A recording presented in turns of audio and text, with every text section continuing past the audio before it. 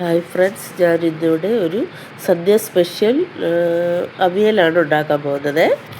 അതിന് വേണ്ടിയിട്ട് ഞാനിവിടെ ഏത്തക്കായാണ് എടുത്തിരിക്കുന്നത്, പച്ചക്കായല്ല. പച്ചക്കായ കൊണ്ടും അവിയൽ ഉണ്ടാക്കാം.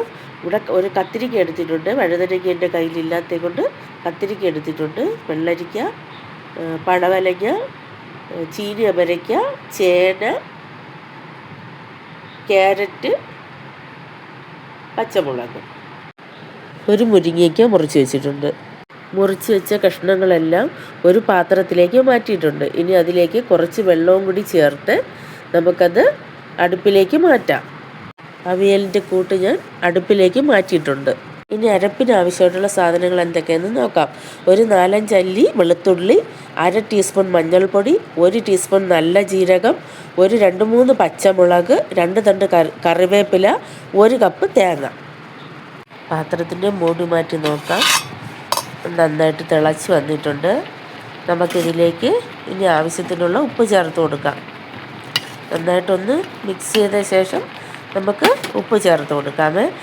ആവശ്യത്തിനുള്ള ഉപ്പ് ചേർത്ത് കൊടുക്കാം. പിന്നീട് വേണമെങ്കിൽ അവിയൽ റെഡിയായ ശേഷം നമുക്ക് നോക്കിയിട്ട് ഉപ്പ് കുറവാണെങ്കിൽ അപ്പം ചേർത്ത് കൊടുത്താൽ മതി. ഇപ്പം നമുക്ക് കുറച്ച് ഉപ്പ് ചേർത്ത് കൊടുക്കാം.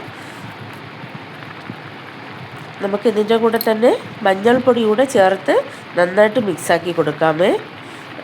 നമുക്ക് ഈ അരപ്പെല്ലാം കൂടെ അരച്ച് നമ്മൾ ഈ മലക്കറി കൂടെ തന്നെ ചേർത്ത് വെള്ളം ഒഴിച്ച് നമുക്ക് ഒരുമിച്ച് തന്നെ വെച്ച് അടുപ്പിൽ വെച്ച് വേവിച്ച് അങ്ങനെയും അവിയൽ ചെയ്യാം. എനിക്ക് പക്ഷേ ഇതുപോലെ ചെയ്യുമ്പോഴാണ് കുറച്ചുകൂടെ ടേസ്റ്റ് ഫീൽ ചെയ്തത്. അതുകൊണ്ടാണ് ഞാൻ ഇതുപോലെ ചെയ്ത് കാണിക്കുന്നത്.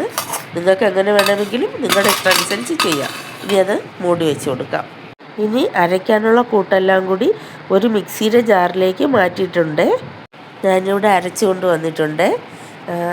തേങ്ങ നല്ലതുപോലെ അരിഞ്ഞു പോകരുത്, ഇതുപോലെ തരിതരിപ്പായിട്ട് അരിഞ്ഞ് കിട്ടണം. നമുക്കിനി പാത്രത്തിൻ്റെ മൂടി മാറ്റി നോക്കാം.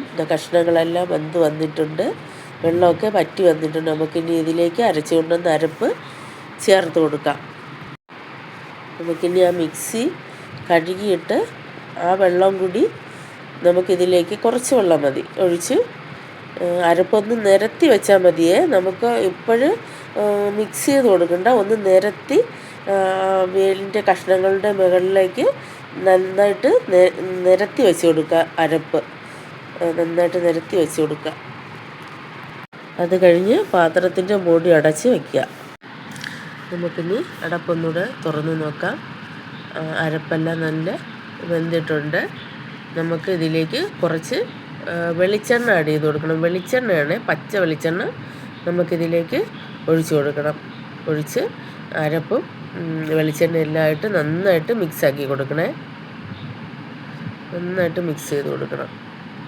മിക്സ് ചെയ്ത് നന്നായിട്ടൊന്ന് ഒതുക്കി വയ്ക്കണം.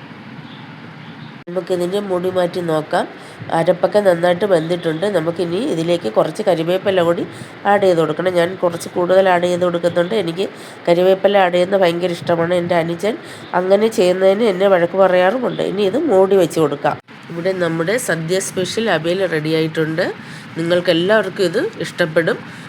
വളരെ രുചികരമായിട്ടുള്ള അവിയലാണിത്. ഇതെല്ലാവരും ഉണ്ടാക്കി നോക്കണം. എന്നിട്ട് അതിൻ്റെ റിവ്യൂ എനിക്ക് കമൻറ്റ് ചെയ്യണം. എന്നെ ഫോളോ ചെയ്യാനും ലൈക്ക് ചെയ്യാനും ഷെയർ ചെയ്യാനും മറക്കരുതേ.